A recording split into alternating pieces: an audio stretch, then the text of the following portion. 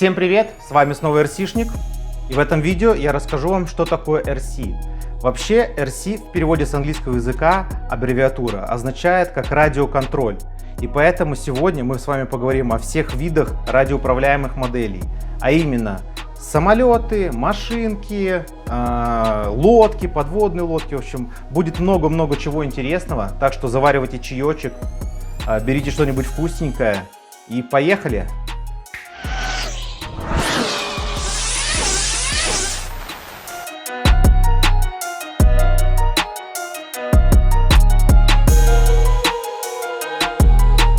Итак, я разделил все наши виды радиоуправляемых моделей на 3 пункта. Первый — это земля, воздух и вода. Следовательно, давайте перейдем к нашему первому пункту, а именно к земле. А начнем мы с вами с самой распространенной версии ARMA Limitless V1. Есть уже, правда, V2, маленький вам спойлер. Скоро видео с V2 будет на моем канале. В общем, выглядит она как Формула-1 и очень легко поддается тюнингу. И очень много производителей делают тюнингованные детали для нее. Значит, здесь, как видите, она совершенно пустая, не оборудована. Продается она вот в таком вот виде. Для того, чтобы машинка поехала, мы доукомплектовываем модель нашу сервоприводом, ESC регулятором оборотов, куча всякой электроники, естественно, двигателем, и машинка работает.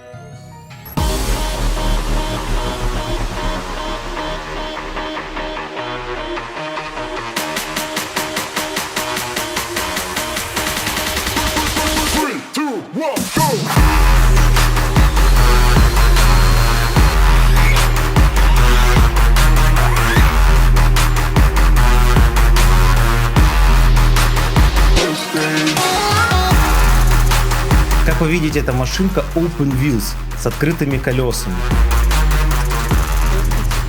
Это видео из моего личного архива, ну а также их переделают на платформе GT с закрытыми колесами.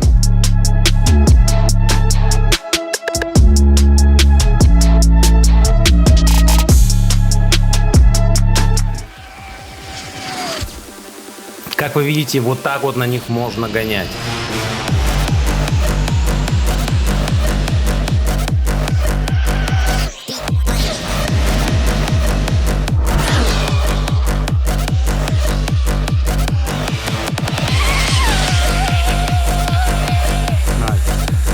Также одной из самых распространенных моделей является Haobao VTE 2.0.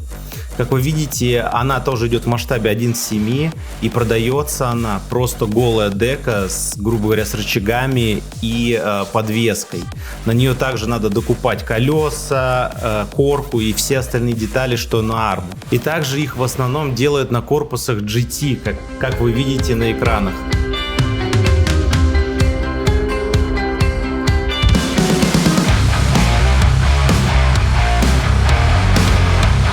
Также для спидрана переделывают монстр-траки, которые в принципе для этого не предназначены.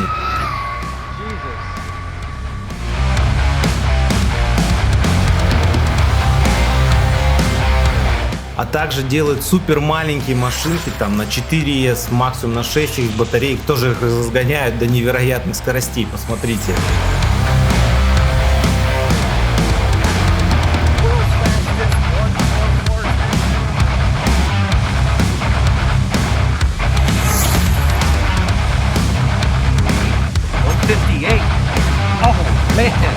А еще есть такой вид спидрана, как спидран на тросе. Я так понимаю, старый вид, потому что я сам такое не встречал, только в интернете. Но, как видите, разгоняется там тоже до неимоверных скоростей. Человек просто на тросе сначала разгоняет машинку, а потом стоит на приступок, и машинка по инерции сама на тросе гоняет по кругу.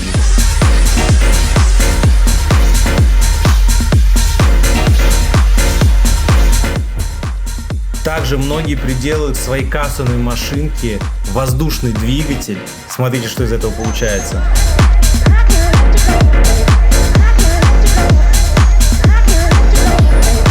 А также приделывают и по 2 воздушных двигателя. Так сказать, 2 фена. Ну и пытаются запускать отдельно на них, а также вместе с электромотором. А более изысканные и находчивые ребята приделывают к своей машинке турбореактивный двигатель, бензобак, ну и все сопутствующие детальки, и запускают машинку на турбореактивной тяге.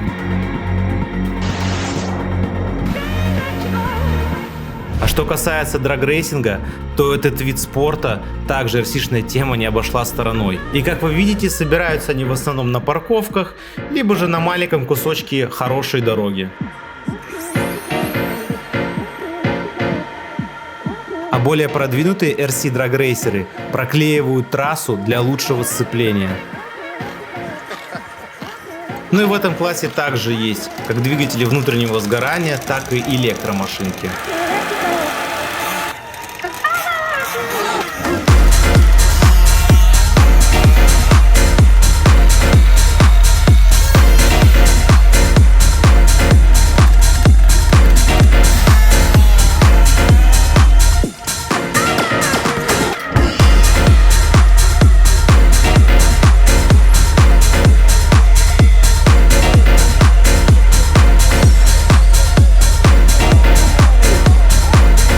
Устраиваются гонки на бигфутах по пересеченной местности.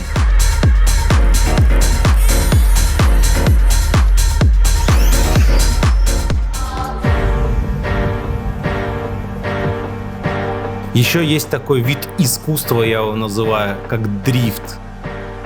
Тут невероятно красивые машины, их делают нереально красивыми, очень-очень детализированными, что немаловажно. И они практически в точности повторяют все движения настоящих дрифтовых машин. Когда-нибудь я, скорее всего, ворвусь в этот RC-спорт тоже, так что если бы вы хотели видеть больше видео про дрифтовые тачки, пишите об этом в комментариях. А теперь давайте перейдем к очень интересному классу, а именно машинки для баша.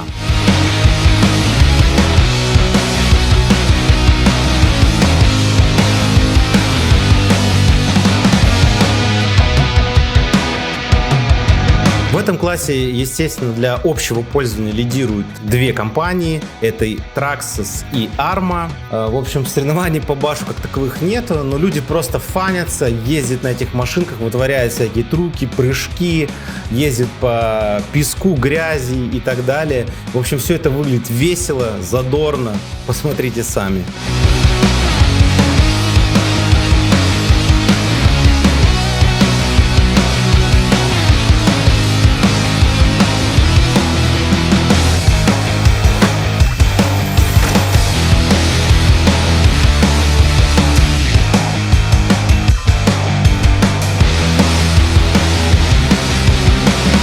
В трофейном классе RC машинок преобладает, естественно, проходимость.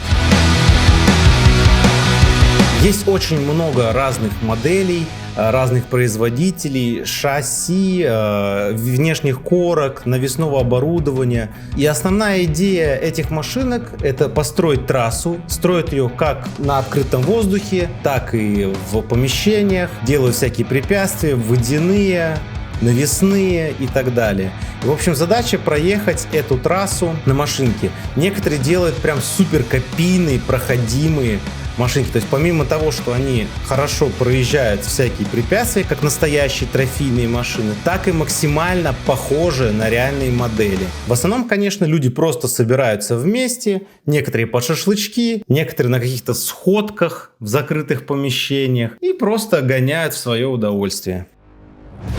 А теперь давайте посмотрим на машинки для соревнований. И начнем мы с вами с бездорожья, а именно с класса баги. Это самый распространенный класс. Вообще, я думаю, что RC радиоуправление самый знаменитый. Проводится очень много соревнований во всех точках нашей планеты. В некоторых странах делают просто невероятно удобные, классные, подходящие для этого трассы. Эти соревнования собирают кучу участников.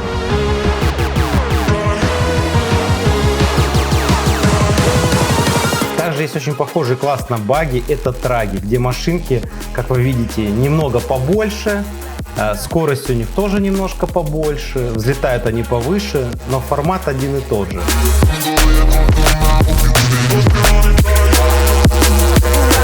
Также в RC-шных соревнованиях есть такой класс, как шорт-корсы.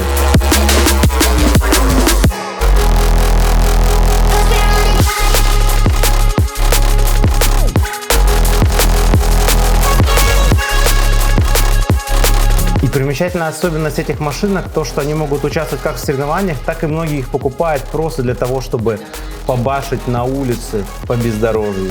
Также проводятся соревнования для дорожных автомобилей, дорожно-ковровых, поскольку на этих машинках можно гонять как по ковру зимой, так и летом на асфальтовых трассах.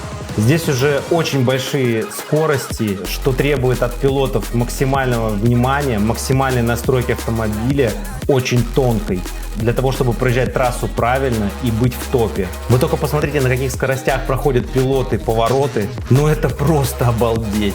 Думаю, я в скором времени буду тоже принимать участие в этих зарубах. Но я пока принимаю участие в самом медленном классе, это Евротрак, так сказать, для начинающих.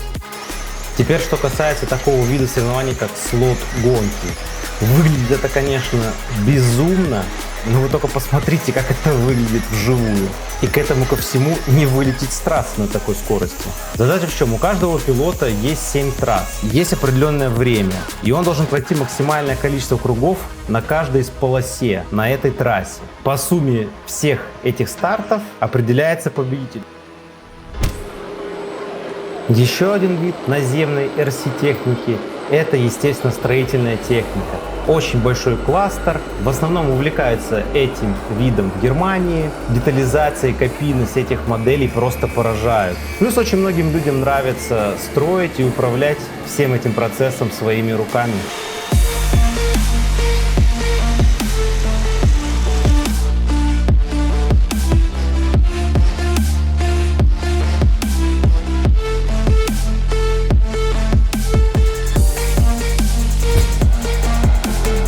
Тягачи – это один из очень красивейших видов RC-моделирования. Люди делают очень кастомные, точные, копийные модели. Также проводятся соревнования, где люди выставляют свои модели, катаются на них и все их оценивают. Вы просто посмотрите, насколько шедевральные модельки.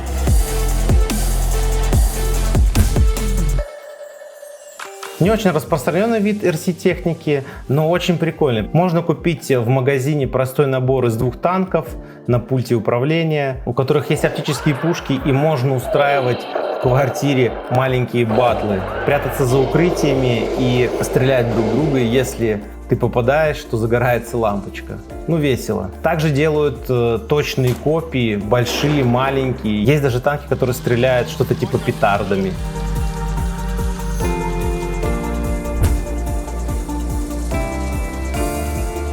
Еще есть такой вид, как микромашинки на пульте управления.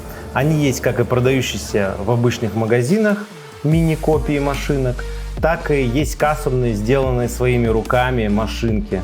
Супер-микро масштаба 1 к 32 или даже меньше, 1 к 128.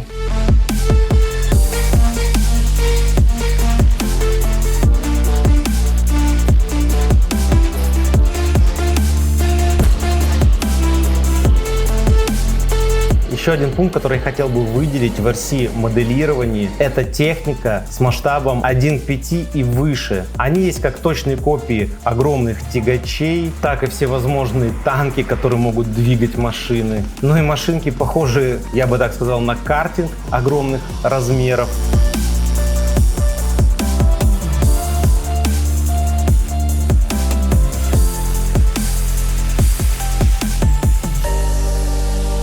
Но и машинки для соревнований больших масштабов.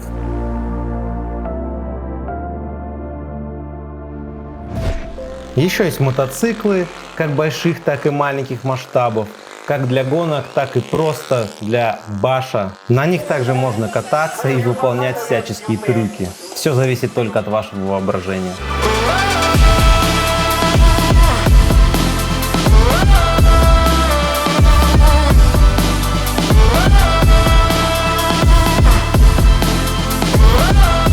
По мне, так это один из самых увлекательных и самых зрелищных видов в этом направлении – это бои роботов. Здесь все ограничивается только вашей фантазией.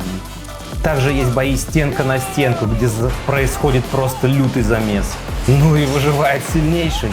Каждый инженер, назовем это так, придумывает свои фишки для своего робота, как уничтожить другого, их запускают в клетку, и там начинается мясорубка. Но не думайте, что управлять RC-моделями так просто. случаются и всякие казусы, аварии. Для этого нужна сноровка и для некоторых видов долгие годы тренировок.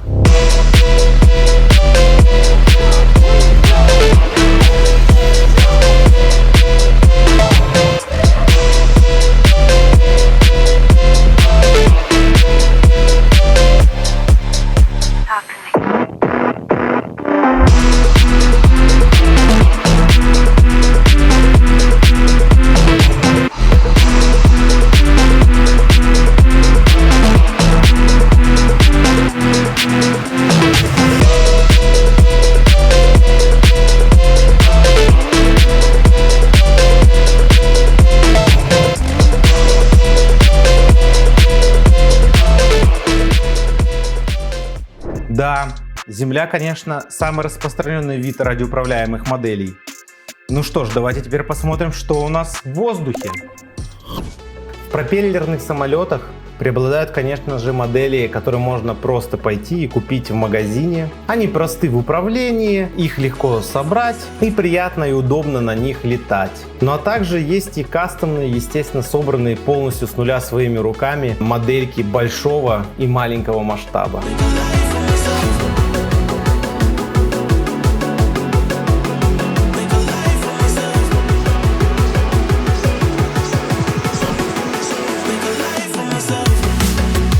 В реактивных самолетах есть как самолеты, которые вы можете купить в магазине и собрать сами и кататься на них. Ну, скорее всего, просто придется купить пульт. Так и есть самолеты, которые придется собирать самому с нуля. Но это уже для более, так сказать, продвинутых пользователей и людей, которые, так сказать, любят небо. Также на них можно выполнять фигуры высшего пилотажа.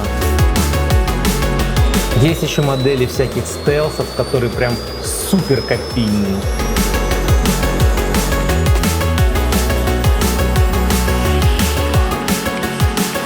И есть турбореактивные самолеты, один из моих любимых, которые развивают просто бешеные скорости, порядка 700 км в час.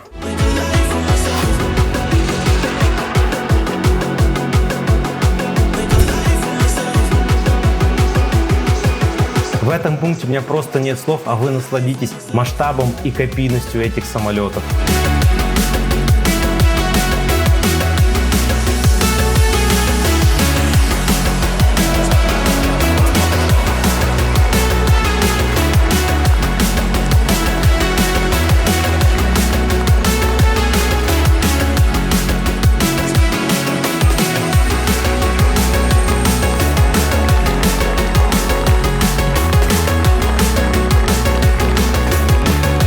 Что касается квадрокоптеров, ну здесь все просто. Есть модели, которые просто ты пошел купил в магазине вместе с FPV очками. Они снабжены кучей гироскопов, но не думайте, что это так просто и легко летать на них, особенно выполнять всякие трюки.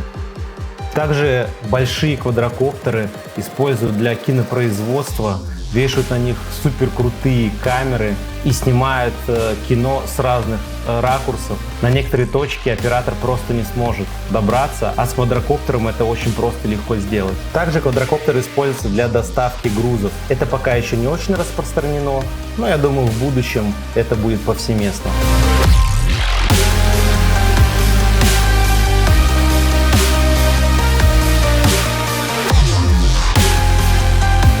Еще в квадрокоптерах есть спортивная составляющая, а именно соревнования на прохождение трассы с определенными элементами и на скорость.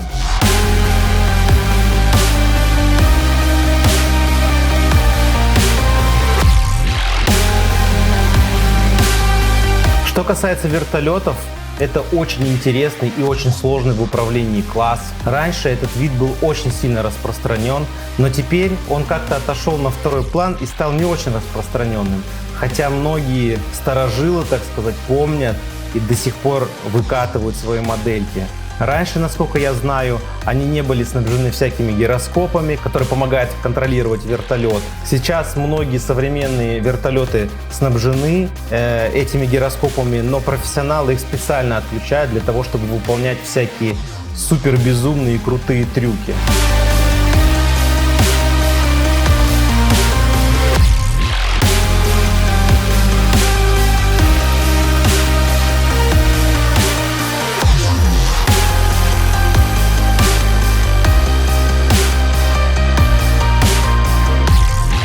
конечно, я не могу не упомянуть такой вид RC-моделирования, как дальномеры. Обычно их собирают сами, и летают они примерно на 10, 15, а то и более километров.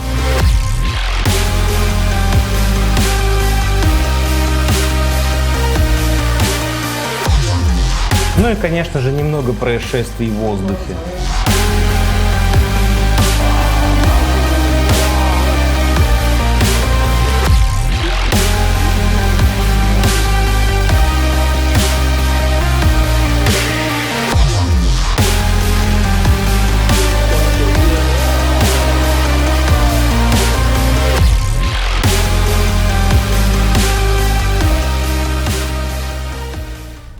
Да, воздух — это, конечно, красиво, согласитесь. Давайте теперь посмотрим, что у нас на воде и под водой. Лодочки бывают, конечно, супер-микро масштаба, которые можно запускать даже в ванне.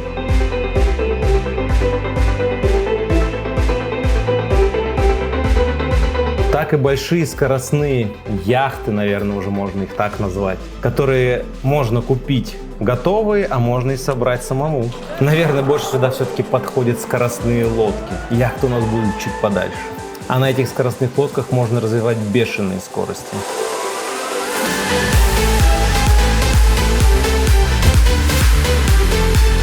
Также, естественно, есть лодочки на двигателе внутреннем сгорании, которые тоже, поверьте мне, плавают очень-очень быстро.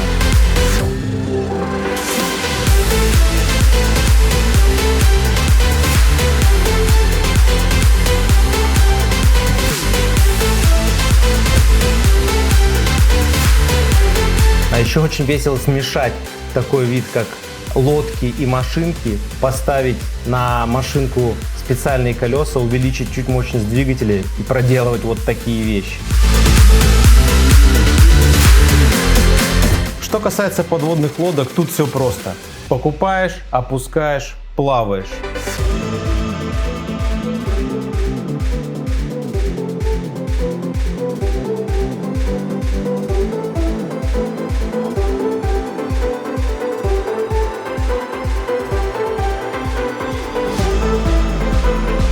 Также есть не подводная лодка, конечно, но радиоуправляемая акула.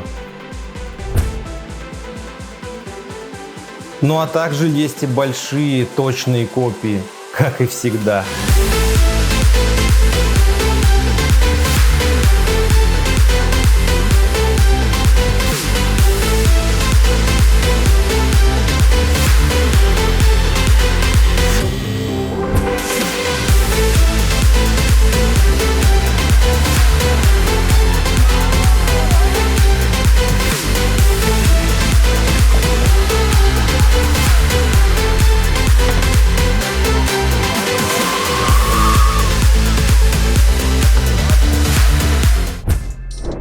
Ну что, вот такое получилось у нас видео. Надеюсь, вам понравилось. Если понравилось, ставьте большой палец вверх.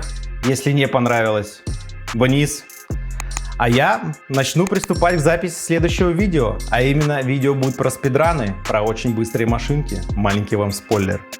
Так что аппаратуру взял и поехали!